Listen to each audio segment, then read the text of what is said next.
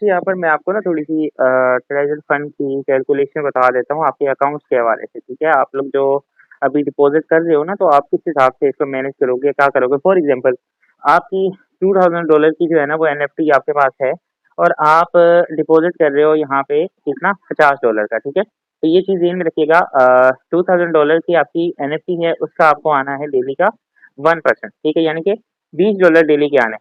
अगर for example आप 10 दिन की स्टेक लगाते तो आपको $200 आएँगे, ठीक है? अगर आप यहाँ पे 15 दिन की स्टेक लगाते तो आपको $300 आएँगे, ठीक है?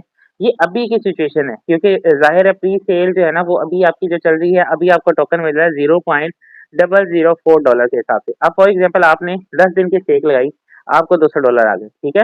अब आपने ये ज़हन में रखना है, इसमें से $50 आपका है, जो आपने $50 डिपॉज़िट किया है स्टेकिंग के लिए, ठीक है? जो गैस फी आपने 12,500 टीजीएफटी टोकन दिए। अब आपके पास कितना बचा $150, ठीक है? अब इस $150 में से 50 आपका दोबारा से आप फॉर एग्ज़ाम्पल आप $200 एंड $200 में से आपने 50 पीछे रख लिया, उसमें से कुछ गैस फी आप निकाल दो, $60 निकाल दो, ठीक है? आपको $140 बचेंगे। अब ये ज़हन में रखना है कि नेक्स्ट जो आप स्टेक लगाने लगे हो, उस टाइम आपने देख लेनी है कि अमाउंट कितनी आ रही है टीयूएफटी की।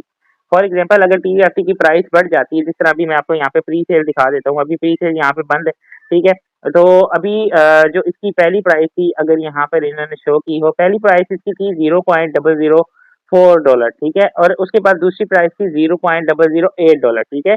यानी कि अगर आपको नेक्स्ट प्राइस में $0.008 के फॉर एग्ज़ाम्पल आपको 12,500 टोकन आपको मिलते हैं, 0.004 के हिसाब से मिलते हैं जी।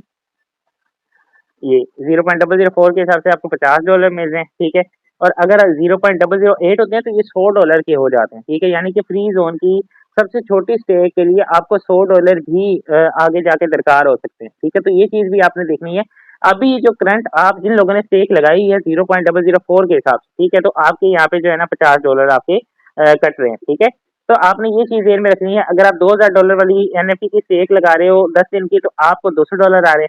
अगर फॉर एग्ज़ाम्पल यहाँ पे किसी बंदे के पास $1500 है, ठीक है? तो वो वहाँ पे 1% के हिसाब से देख लेगा कि आपको 10 दिन के $150 आएँगे, ठीक है? अगर इससे नीचे है किसी का फॉर एग्ज़ाम्पल $1200 है, तो वो देख लेगा उसको $12 के हिसाब से $120 आएँगे 10 दिन के, ठीक है? अगर किसी बंदे के पास $1000 है, ठीक है? वो 1% के हिसाब से देख लेगा उसको $100 आएँगे 10 दिन के, ठीक है? अगर किसी के पास 800 है, तो वो 10 दिन के हिसाब से 1% लगाता है तो उसको $80 आएँगे, ठीक है? अगर किसी के पास $500 है, तो 1% के हिसाब से उसको यहाँ पे $5 यानी कि $50 10 दिन में आएँगे, ठीक है? तो आपने इस हिसाब से रिस्क लेना है, अगर आप रिस्क ले रहे हो, ठीक है? तो आपने ये चीज़ भी ध्यान में रखनी है और बाकी आपने ये जो प्री सेल मैं आपको बता रहा हूँ क्योंकि इसकी स्टेज 2 अभी जो है ना वो क्लियर हो चुकी है, अभी स्टेज 3 होगी, ठीक है? तो स्टेज 3 में आपने देख लेना है कि क्या प्राइस आ रही है और आपने अपना जो आपका एनएफटी का अकाउंट यहाँ पर आपका जो एनएफटी का अकाउंट है, यहाँ पर भी आपने देख लेना है कि इसकी क्या प्राइस आ रही है। अगर तो नेक्स्ट स्टेज पे इसकी प्राइस हो जाती है 0.008, ठीक है? तो फिर आपको यहाँ पे जो है ना स्टेक लगाने का फ़ायदा नहीं, ठीक है? फिर आपने ये चीज़ में ज़हन रखना है कि अगर आप स्टेक लगाओगे तो $100 तो यहाँ पे फीस की सूरत में कट रहे हैं, ठीक है? तो ये चीज़ भी आपने देखनी है।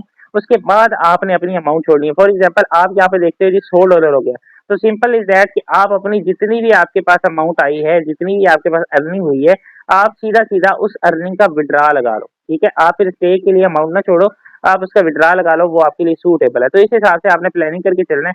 बाकी जो चीज़ें होंगी इंशाल्लाह साथ-साथ आप लोगों को चैनल पे गाइड करता रहूँगा।